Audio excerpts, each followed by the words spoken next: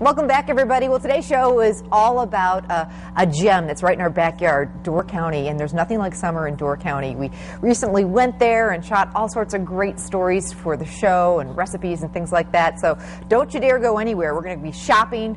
We're going to show you this amazing loaf of bread that's like this big, and we're going to be cooking too. But right now, if you go to Door County, you got to take in a fish boil, and one of, well, I think really the fish boil to take in is at the old post office in Ephraim. The boil master there, well, you'll just fall in love with him. And don't forget, besides the fish boil, they also do a fabulous breakfast too. This was an old post office and also a convenience store in the 1800s, and that's why we kind of went with the old post office theme. Our decor, we kind of wanted to go with the Door County, more cheerful, light, cherries type of theme inside.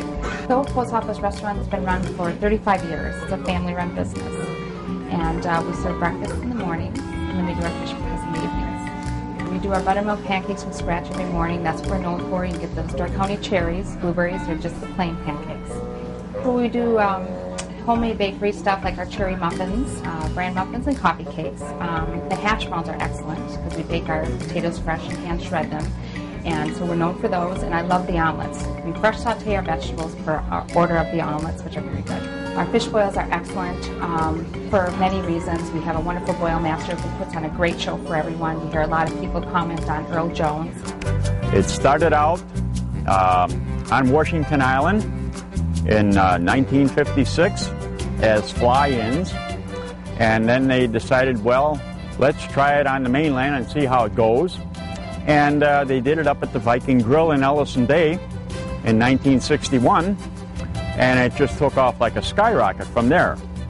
So since 1956 and 1961, there have been approximately 8 to about 14 of us doing these fish boils up here at any given time during the evening hours.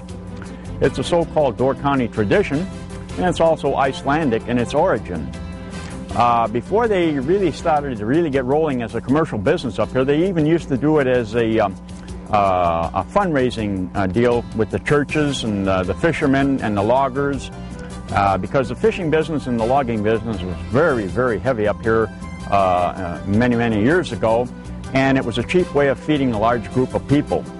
So they decided, well, let's try it and see how everybody else likes it, and it just took off like crazy from there. The basic meal consists of your fresh Lake Michigan whitefish, your fresh Wisconsin potatoes, and of course usually your Spanish boiling onions. And these ingredients go in at various times. The whole process takes about 30 minutes. The potatoes go in first with a little less than a quart of salt, and then the potatoes will cook for the full 30-minute term, along about 17, 18, 19 minutes into the boil. Depending on the size is when we add the onions. If they're larger, they'll go in a little earlier. If they're a little bit smaller and don't require that much time, they go in a little bit later.